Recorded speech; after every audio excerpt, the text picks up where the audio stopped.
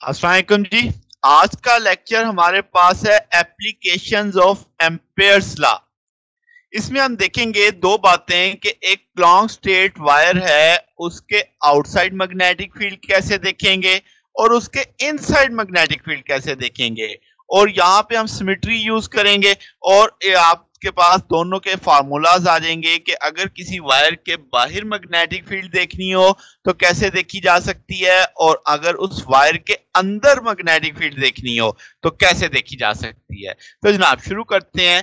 आज की हमारी मेन हेडिंग है magnetic field outside a long straight wire with a current.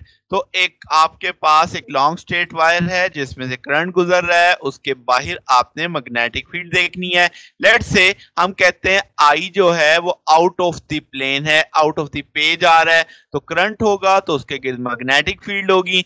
अब चूंकि करंट सेम है, सेम मैग्नीट्यूड का चल रहा है, तो इसका मतलब उसके गिर्द जो मैग्नेटिक फील्ड होगी वो भी सेम आपके पास आएगी, तो सेम डिस्टेंस पे सेम वैल्यू देगी। यानी कि जैसे हम जानते हैं मैग्नेटिक फील्ड इनवर्सली प्रोपोर्शनल होती है आर के, मगर अब चूंकि आई हर जगह पे सेम है तो आर हर जगह पे जैसे जैसे बढ़ता जाएगा तो एक जैसे आर पे एक जैसी मैग्नेटिक फील्ड आएगी। तो इससे आपके पास जो बनेगी डेट इज सिलेंड्रिकल सिमेट्री बनेगी। आप इस फिगर में देख सकते हैं, आपको एक सिलेंड्रिकल कंसेप्ट मिल रहा होगा फील्ड का। तो ये कंसेप्ट हम बोल रहे हैं, बात कर रहे हैं। तो मैग्नेटिक फील्ड कितनी होती है, mu not I over 2 pi r. आप इसे डिस्कस कर सकते हैं। अब हम देखेंगे कि कैसे हम एम्पेयर्स लॉ को इस्तेमाल करते हुए इस फार्मूले तक पहुंचते हैं। ठीक है, पहले हमने ये formula Biot and Savart law को इस्तेमाल करते हुए सोचा था, तो अब हमने किसको इस्तेमाल करना है, एम्पेयर्स लॉ का कंसेप्ट लेना है। तो हम सिमेट्री देखेंगे, सिमेट्री की मदद से हम एम्पेयर्स लॉ को सॉल्व करके इससे जहां तक पहुंचेंगे। तो सबसे पहले हमने एम्पेयर्स लॉ लगाना होता है, तो क्या देखना होता है, एम्पीरियन लूप। हमने कहा था इमेजिनरी होगा, क्लोज होगा, और उस जगह पे हम चाहेंगे जहां पे हमें बी की वैल्यू चाहिए। तो हम ले लेते हैं let's say Amperian loop radius are का, जैसे आप इस फिग में देख सकते हैं। तो आपने एक एम्पीरियन लूप ले लिया है जिसका रेडियस आर आपको दिख रहा है, वायर आप देख रहे हैं, current out of the plane है, रेड कलर में जो आपको एक सर्कल दिखाई दे रहा है, लूप दिखाई दे रहा है, that is my Amperian loop. तो हम कहेंगे कि भाई इसमें मैग्नेटिक फील्ड का मैग्नीट्यूड सेम है इस लूप के ऊपर, क्योंकि आर सेम है अब आपके पास, क्योंकि आपका आई सेम, तो उसकी वजह से बनने वाली फील्ड एक सर्टेन डिस्टेंस पे सेम होगी। तो जनाब अब अगर आप देखो तो हम इसमें anti clockwise counter clockwise direction में जा रहे हैं, तो इसके अंदर डीएस जो टेंजेंट देगा वो आपके पास इस सेंस में आएगा।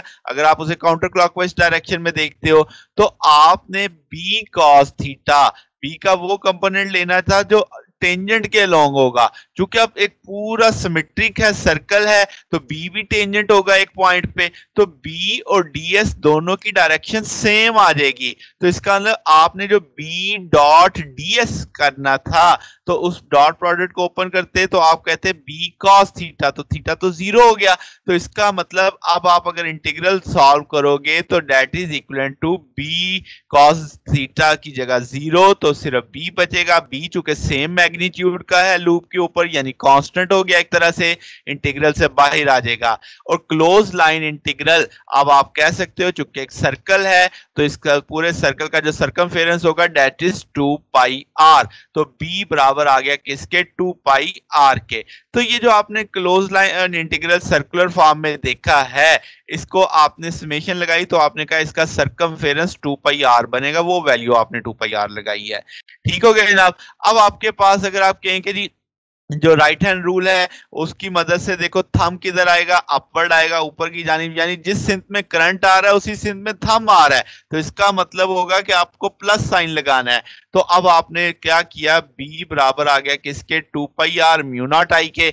तो जनाबे वाला क्या आप लिख सकते हैं यहां से बी की वैल्यू हो, तो बी बराबर आ जाएगा किसके, mu not I over 2 pi r के। तो आपने देखा ये वही टूल बन गया जो हमने बाइट एंड सेवर्ट लॉ को इस्तेमाल करते हुए किया था, और ये उसके लिहाज से कंपैरेटिवली बहुत कम मैथमेटिकल हमें स्टेप्स करने पड़े और हमारा जवाब आ गया। यानी हमारे पास एम्पेयर्स लॉ को इस्तेमाल करना बहुत आसान और सिमेट्री सादा होता है।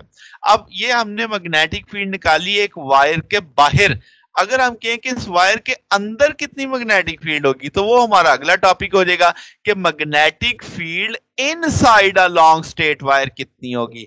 तो जनाब उसी तरीके से हम कहेंगे वायर का रेडियस कितना है, आर है, उसमें करंट जा रहा है, आउट ऑफ द पेज है, सेम वही पुरानी बात ही है। तो आपके पास उसका आप कहेंगे कि सिलेंड्रिकल सिमेट्री बनेगी।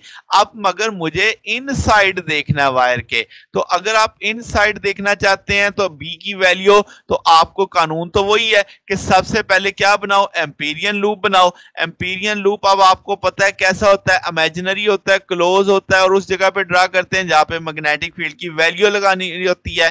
तो अब जो आप एम्पीरियन लूप लोगे उसका रेडियस वायर की रेडियस से छोटा होगा। ठीक है, तो अब आप मैग्नेटिक फील्ड एक वायर की तो निकाल चुके हैं, आपको पता है कि क्लोज लाइन आप ये आपने देखा आउटसाइड द, तो वो बराबर आ जाता है किसके, B is equal to pi r के। अब ये आपने स्मॉल आर कंसीडर किया है, ये आपने वो एक सर्कुलर जो आपने अभी अभी जैसे पिछले केस में देखा आउटसाइड वाले केस में कि एक सर्कुलर आपका लूप था, सर्कुलर लूप में अब आपके पास चूंकि फील्ड कांस्टेंट है तो सर्कुलर लूप का जो सर्कमफेरेंस बनेगा डेट इज 2 पाई आर आ जाएगा स्मॉल आर के साथ। आप इस फिगर से समझ सकते हैं कि आपके पास एक वायर थी यहाँ पे जो आपको येलो कलर में एक सर्कल दिखाई दे रहा है, that is my Amperian loop. आप देख सकते हैं डीएस और बी एक ही डायरेक्शन में है, तो इसका मतलब बी कॉस जीरो, तो बी आ जाएगा cos 0 1 होता है, तो आपके पास ds जो आपका सर्कल में आ रहा है, सर्कमफेरेंस आप यूज करेंगे। तो अब आप कह सकते हो कि जो I एनक्लोज्ड की वैल्यू कैसे निकालेंगे, उसे हम प्रोपोर्शनल एरिया के फार्मूले से निकाल सकते हैं। कैसे कि आपके पास आई एनक्लोज जो था वो बराबर आपके पास कितने एरिया में था, पाई आर स्क्वायर में था। तो आपको तो आई अगर देखना है तो वो आ जाएगा आपके पास पाई आर, आई एनक्लोज बराबर आ जाएगा I into pi r square over pi. तो आपके पास बेसिकली ये रेशो है कि आपने दो एरियाज की रेशो और दो करंट की रेशो को आपस में इक्वेट किया है, उससे आपने आई एनक्लोज निकाला है। तो अब इस तरीके से आप इसे समझ सकते हैं। तो I enclose divided by I बराबर है pi r square over pi capital R square, यानी कि टोटल करंट आपने टोटल एरिया का देखा और आई एनक्लोज देखा आपने उस एम्पीरियन लूप का, वहां से आप आई एनक्लोज की वैल्यू सोच लोगे। तो आपने ये आई एनक्लोज की वैल्यू एम्पेयर्स लॉ वाले फार्मूले में अप्लाई कर दी। तो अगेन इसमें भी प्लस साइन आएगा क्योंकि आप जब लूप की डायरेक्शन एंटी क्लॉकवाइज ले रहे हैं तो थंब आपका करंट वाली डायरेक्शन में ही आएगा, तो दैट इज कंसीडर पॉजिटिव। तो जनाब अब आपके पास इस जगह पे हम इसे थोड़ा सिमेट्री कर सकते हैं, पाई पाई से कैंसिल हो जाएगा, तो सॉरी अब आपके पास दूसरे एंड से पाई नीचे आ जाएगा, तो ये बन जाएगा mu not I 2 pi r square into small r. तो ये स्मॉल आर आपका वो इनसाइड द वायर जो आपने एम्पीरियन लूप लिया हुआ है उसका रेडियस है। ठीक है, अब इससे कंक्लूजन क्या लोगे कि इनसाइड जो मैग्नेटिक फील्ड होगी वो आपके प्रोपोर्शनल होगी आर के। अगर आर बढ़ता चला जाएगा तो ये आर अगर बढ़ते बढ़ते कैपिटल आर के बराबर हो जाए तो फिर आर नीचे वाले आर से कट जाएगा, तो वो इसका मतलब आपके पास वो वैल्यू बढ़ जाएगी क्योंकि नीचे वाला फैक्टर छोटा हो गया ना, पहले आर स्क्वायर था सिर्फ आर रह जाएगा, तो इसका मतलब आपकी मैक्सिमम हो जाएगी। इसका मतलब वायर के अंदर की जानिब जब हम चलेंगे तो मैग्नेटिक फील्ड कम होती जाएगी, यानी आपके पास जो ये वायर का रिम है बाहर वाला हिस्सा है, यहाँ पे मैग्नेटिक वायर की सरफेस है, यहाँ पे मैग्नेटिक फील्ड मैक्सिमम है।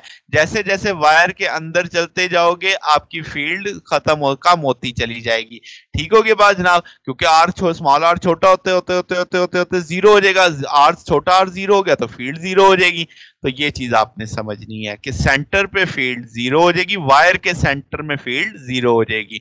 तो ये जनाब आपने कंसेप्ट देखा कि आपने एक लॉन्ग स्ट्रेट वायर जिसमें सिमेट्रिक कांस्टेंट करंट चल रहा था उसके outside magnetic field inside magnetic field देखी by using the Ampere's law. तो आपने देखा काफी आसान काम हो जाता है।